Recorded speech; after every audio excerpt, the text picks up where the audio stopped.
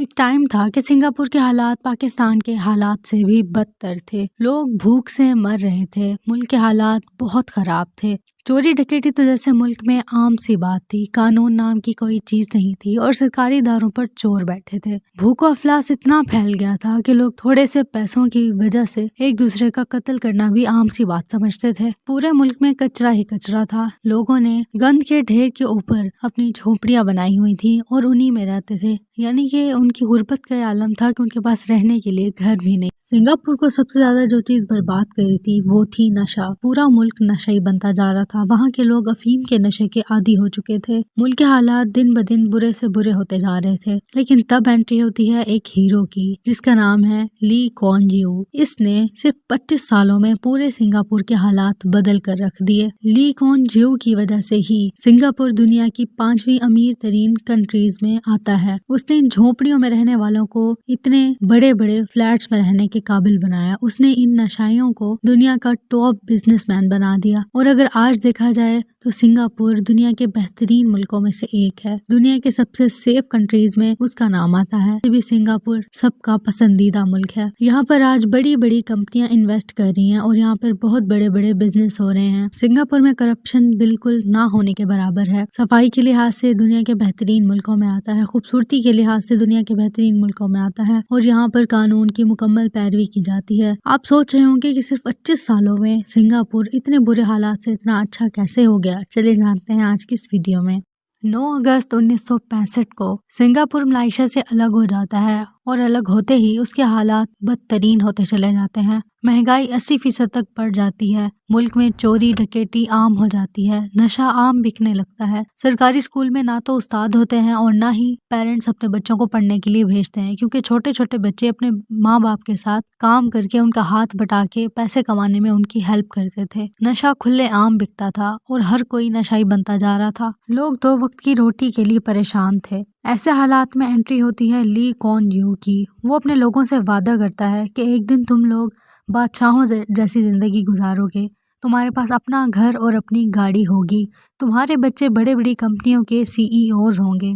اس نے وعدہ کیا کہ وہ ملک سے مہنگائی ختم کر دے گا، وہ پورا ملک صاف کر دے گا اور سارے حالات بہتر کرنے کی پوری کوشش کرے گا۔ اس نے لوگوں سے وعدہ کر تو لیا تھا اور وہ پوری کرنے کا عزم بھی رکھتا تھا، لیکن آخر وہ شروع کرتا تو کرتا کہاں سے اور کیسے کرتا؟ اس نے حکومت میں آنے کے بعد سب سے پہلا یہ کام کیا کہ اس نے حکومت کے لوگوں کو سدھارنا شروع کیا۔ اس نے سرکاری ملازموں کی تنخواہیں بڑھا دی تاکہ وہ کسی سے بھی رشوت نہ لے سکیں اور اپنی تنخواہوں میں خوش رہیں، اور اگر پھر بھی کوئی رشوت لیتا تو اس کے لیے کڑی سے کڑی سزا رکھی گئی، جیسے کہ پھانسی وغیرہ۔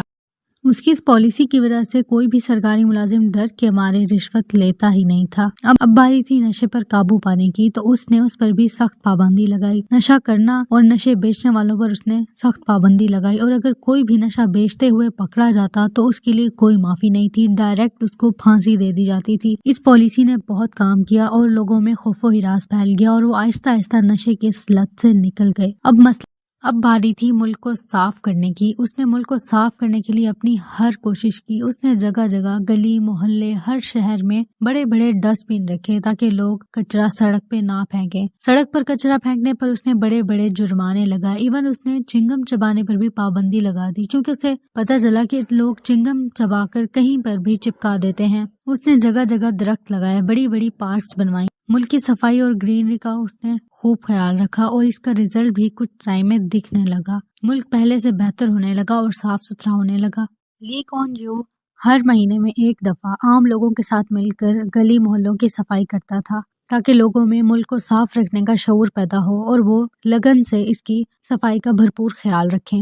اب سب سے بڑا مسئلہ یہ تھا کہ ملک میں روزگار نہیں تھا، لوگوں کے پاس کرنے کے لیے زیادہ کوئی کام نہیں تھے، اور ملک میں پیسہ نہیں تھا، تو اس نے اس مسئلے کا بھی حل نکال لیا۔ اس نے سوچا کہ اگر دوسرے ملکوں سے لوگ یہاں آ کر بزنس شروع کریں گے، یہاں پر انویسٹ کریں گے، تو یہاں کے لوگوں کو روزگار ملے گا اور یہاں کی حکومت بھی امیر ہوگی۔ تو سب سے پہلے اس نے نو ٹیکس پالیسی انٹروڈیوس کرائی۔ اس نے یہ لاء بنایا کہ جو بھی کمپنی یہاں آ کے اپنا کام سٹارٹ کرے گی تو پہلے 10 سال ان سے کوئی بھی ٹیکس وصول نہیں کیا جائے گا۔ اس نے ایز اے پرائم منسٹر ہر ملک میں جا کے بڑے بڑے بزنس مین کو اپنے ملک انوائٹ کیا اور یہاں آ کر بزنس کرنے کے لیے انہیں آمادہ کیا۔ اس طرح آہستہ آہستہ کرتے کرتے دنیا کی بڑی بڑی کمپنیز یہاں آ کے لگنا شروع ہوئیں۔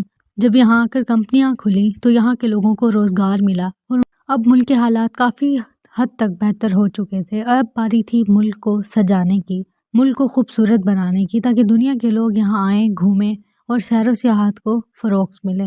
लेकिन मसला ये था कि उस वक्त सिंगापुर एक खंडर से कम नहीं था। वहाँ पे ज़्यादातर लोगों के घर नहीं थे और वो झोंपड़ियों में रहते थे और बिल्कुल भी खूबसूरती नहीं थी वहाँ पर।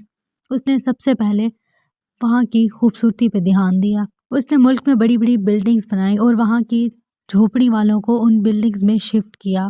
उन्हें बहुत ही कम कीमत में घर खरीदने को कहा और जिनके पास पैसे नहीं होते थे वो उन्हें किस्तों पर घर देता था और हर माह उनकी सैलरी में से 25% पैसे काट लिए जाते थे। इस तरह वहाँ पे झोंपड़ियों में रहने वाले लोग आहिस्ता आहिस्ता अपने अपने घरों में रहने लगे और हालात बेहतर होने लगे। उसने मुल्क में बड़े बड़े होटल्स बनाए, बड़ी बड़ी पार्क्स बनाई और उसकी खूबसूरती पर फुल ध्यान दिया, जिसकी वजह से आज पूरी दुनिया में से लोग सिंगापुर में घूमने जाते हैं सिर्फ उसकी खूबसूरती की वजह से। वाकई ली कुआन यू की तमाम कोशिशें काबिले दीद हैं। अब बारी थी मुल्क की आर्मी बनाने की, तो ली कुआन यू ने मुल्क में एक निज़ाम इंट्रोड्यूस कराया। उसने पूरे मुल्क में ऐलान किया कि हर 18 साल से ऊपर लड़का और लड़की को कुछ सालों के लिए आर्मी ज्वाइन करना पड़ेगी और ऐसा ही हुआ। आहिस्ता आहिस्ता करते उनकी अपनी आर्मी डेवलप हो गई और अब देखा जाए तो सिंगापुर हर लिहाज से बेहतरीन मुल्क है। ये वही सिंगापुर है जहाँ लोगों के पास खाने के लिए पैसे नहीं होते थे, लेकिन आज वो दुनिया की 5वीं अमीर तरीन कंट्री बन चुका है। ये वाकई हैरान कुन है। आज दुनिया के अमीर तरीन लोग सिंगापुर में घूमने जाते हैं उसकी खूबसूरती की वजह से। ये सब कुछ ली कुआन यू की बदौलत ही है। आज भी सिंगापुर के लोग ली कुआन यू को ही अपना असली हीरो मानते हैं और उसकी दिल से रिस्पेक्ट करते हैं। अगर बाकी मुल्कों को भी इस किस्म के लीडर्स मिल जाएं तो वो भी ऐसे ही चंद सालों में तरक्की कर सकते हैं। ये थी हमारी आज की वीडियो। उम्मीद है आपको पसंद आई होगी। मिलते हैं नेक्स्ट वीडियो में। Thanks for watching.